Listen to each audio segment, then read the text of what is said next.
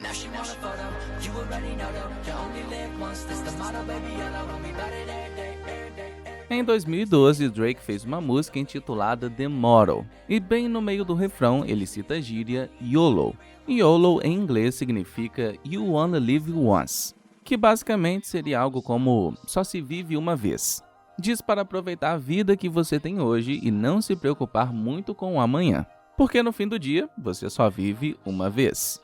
Embora Drake tenha certamente popularizado o lema, ele não foi o primeiro a usar a frase. E certamente não foi o primeiro a conceber a ideia de desfrutar dos prazeres de hoje sem se preocupar com o amanhã. Essa ideia existe desde o século IV a.C., com o que os filósofos chamam de hedonismo, uma escola de pensamento criada por Arístipo de Cirene, um discípulo de Sócrates. O hedonismo é a ideia de que o objetivo final de todas as nossas ações na vida é, em primeiro lugar, buscar o prazer e, em segundo lugar, evitar a dor. Arístipo acreditava que a única causa boa que vale a pena perseguir era aquela que, no final das contas, lhe traria prazer. Na sociedade atual, somos ensinados que a maneira de ter sucesso é sofrer hoje para que possamos desfrutar do amanhã. Depois de sair da faculdade, somos incentivados a encontrar um emprego, trabalhar duro das 8 às 5 horas da tarde muitos anos, viver de forma modesta e economizar o máximo possível para podermos aproveitar nossa aposentadoria 50 anos depois. Arístipo não acreditava em nada disso. Ele não acreditava na ideia de gratificação adiada e sempre defendeu que as pessoas simplesmente buscassem prazer no que está presente e disponível. Ele era totalmente contra a ideia de sofrer no presente para conseguir algo que só poderia ser prazeroso no futuro. Portanto, em vez de dizer aos estudantes na faculdade para estudar muito para suas provas, para que possam conseguir um bom emprego após o curso, por exemplo, Arístipo os encorajaria a confraternizar, beber e festejar com extravagância, porque esses são os prazeres que estão prontamente disponíveis para eles. Por um lado, você pode vê-lo como um tolo e um cara de pouca visão. Afinal, se você desperdiçar tudo o que tem nos prazeres de hoje, logo ficará sem recursos, e todo esse prazer se transformará em dor. Pessoas perdendo tudo o que têm devido a vícios. São inúmeros os exemplos de ganhadores da Mega Sena que em pouco tempo já haviam gastado todo o dinheiro e voltado à mesma situação em que se encontrava antes do prêmio. Então, dá para visualizar os resultados de focar exclusivamente nos prazeres do presente. Mas, por outro lado, há alguma sabedoria nessa escola de pensamento, porque verdadeiramente o amanhã não é prometido a nenhum de nós. Qual é o sentido de trabalhar duro das 8 às 5 da tarde por 50 anos, ignorando todos os prazeres do momento, apenas para morrer alguns anos antes da aposentadoria? E digamos que você chegue à aposentadoria. A triste realidade é que 1 em cada 4 pessoas terá uma deficiência aos 60 anos. E quanto mais velho você fica, maiores são as chances de isso acontecer. Sabendo de tudo isso, ainda assim seria tolice pensar que estaríamos melhor se aproveitássemos todos os prazeres presentes. Sócrates e outros filósofos da época certamente acreditavam nisso. Muitos filósofos odiavam a ideia do hedonismo, porque dizer que o objetivo final da existência humana é simplesmente buscar o prazer e evitar a dor soava arrogante. Essa oposição, combinada com o surgimento do cristianismo na Grécia Antiga na época, significou que essa ideia extremamente impetuosa de hedonismo morreu com Arístipo muitos anos depois. Epicuro, considerado o pai do hedonismo moderno, redefiniu o que era hedonismo. E para fazer isso, teve que começar redefinindo uma palavra específica: prazer. Para Arístipo, prazer era um estado de êxtase e excitação.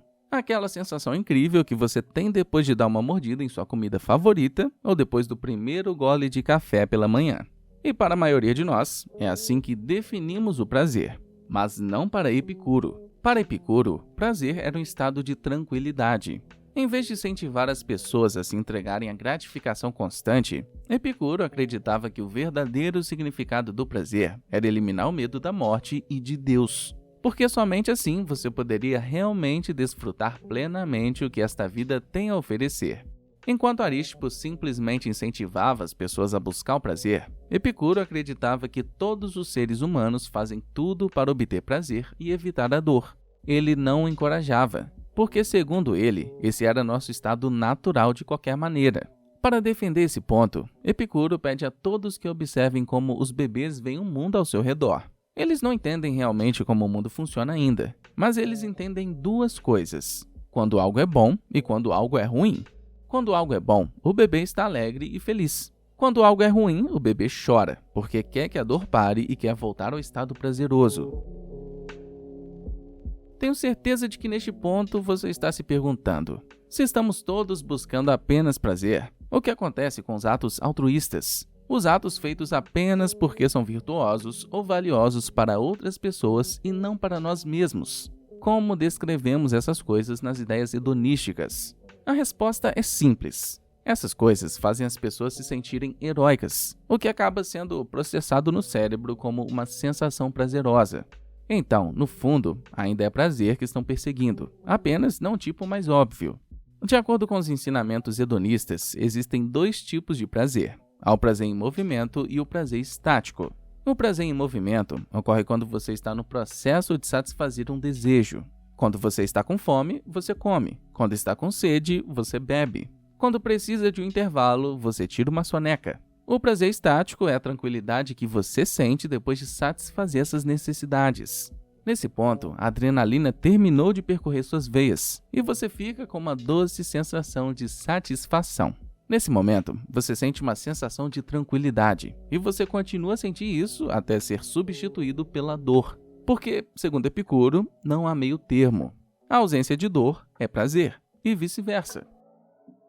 Mas, mesmo com essa explicação mais modesta do hedonismo, muitas pessoas ainda discordam e até desaprovam a ideia. E isso se deve a uma coisa: a ideia de que o prazer é a única fonte de valor intrínseco. Pense nisso por um momento. Se o prazer é a única fonte de valor intrínseco, o que fazemos com coisas como encontrar significado na vida, alcançar grandes feitos, construir e manter relacionamentos duradouros, tornar-se uma lenda em um campo específico ou até mesmo algo tão simples quanto viver de maneira religiosa, ou manter um conjunto de crenças morais que são importantes aos nossos corações? Alguém poderia tentar argumentar que todas essas coisas não têm valor intrínseco por si mesmas, e são valiosas apenas porque obtemos prazer delas. Mas algo como manter crenças religiosas nem sempre é prazeroso. De fato, na maioria das vezes, isso restringe o tipo de prazer que você pode obter. Ainda assim, dá às pessoas um senso de realização, que para elas é melhor do que o prazer que estão abandonando. Se o prazer próprio fosse o único objetivo da existência humana, as pessoas que se beneficiam do mal que acontece em nossa sociedade nunca lutariam contra isso. As pessoas nunca lutariam pelo bem comum quando isso pudesse afetá-las negativamente. No entanto, todos os dias vemos pessoas colocarem seus próprios desejos de lado para ajudar os outros. Pessoas são excomungadas de suas famílias, rejeitadas por aqueles que amam, porque escolheram falar e lutar pelo que é certo, mesmo que as questões não as afetem diretamente. Se todos nós estivéssemos perseguindo nossos próprios prazeres, isso nunca aconteceria. Estaríamos todos ocupados aproveitando nossa sociedade quebrada, porque ela nos beneficia, e não nos preocuparíamos em tentar mudá-la para outra pessoa. Outro grande obstáculo que os hedonistas enfrentam ao tentar argumentar suas crenças é o valor da realidade. Se o prazer é o objetivo final, então não deveria importar se esse prazer é real ou imaginado, certo? Se dissermos que as pessoas sempre buscam intrinsecamente coisas prazerosas, então se houver a opção de prazer ilimitado, elas nunca deveriam escolher outra coisa, certo? Para responder essas perguntas, Robert Nozick criou um experimento mental, dando às pessoas duas opções. Ele pediu a eles que escolhessem entre serem conectados a uma máquina que proporcionaria prazer pelo resto de suas vidas e viverem em sua realidade atual, com a dor que existe em nosso mundo. As pessoas sempre escolhiam a realidade atual, porque no final das contas, viver uma vida que não é real é inútil e sem sentido. E mesmo com a opção da coisa mais prazerosa do mundo, as pessoas prefeririam ter dor que é real, seja lá o que for que real signifique. Como mencionei anteriormente, as melhores lembranças são aquelas que você lembra com prazer e dor. 20 anos depois de ter deixado sua casa de infância, Abraham Lincoln voltou apenas para ver o lugar inteiro em ruínas. Enquanto olhava com lágrimas nos olhos, ele disse: "Minha casa de infância. Vejo novamente e fico triste com a vista. E ainda, à medida que as memórias turvam minha mente, há prazer também." Essa bela mistura de prazer e dor é algo que a visão hedonista do mundo simplesmente não leva em conta. Quando você se forma no ensino médio, você está animado com as aventuras que o esperam na faculdade. Você provavelmente estará deixando sua casa pela primeira vez e finalmente estará sozinho, capaz de aproveitar o que o mundo tem a oferecer. Essa sensação é prazerosa, mas também é dolorosa. Você sentirá falta de seus amigos do ensino médio, da simplicidade da infância, sentirá falta de seus pais, de seus irmãos e da comunidade em que cresceu. E embora esses pensamentos dolorosos turvem sua mente, haverá prazer neles também.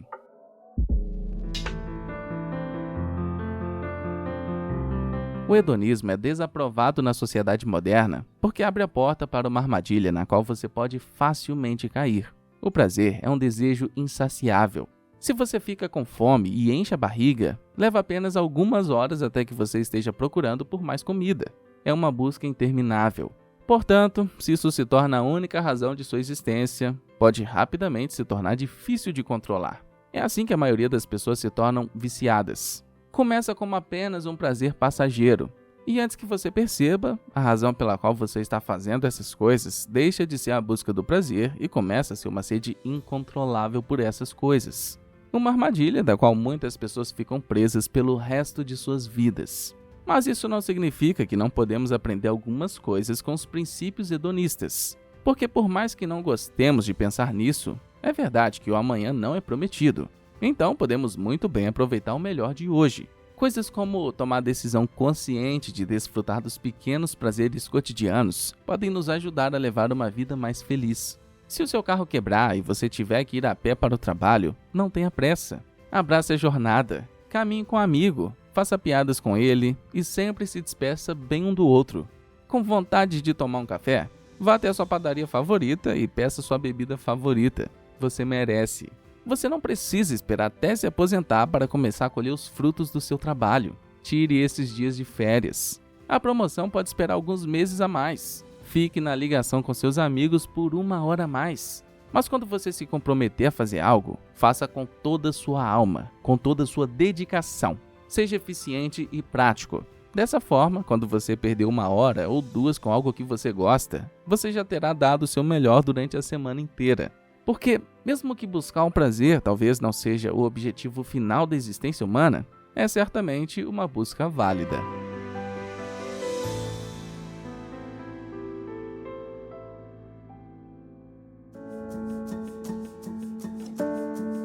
Muito obrigado por você que escutou sua motivação diária de hoje até o final. Se você gosta do programa, siga-nos aqui no Spotify e avalie o nosso programa. Muito obrigado pela sua atenção e espero você no próximo episódio. Até lá!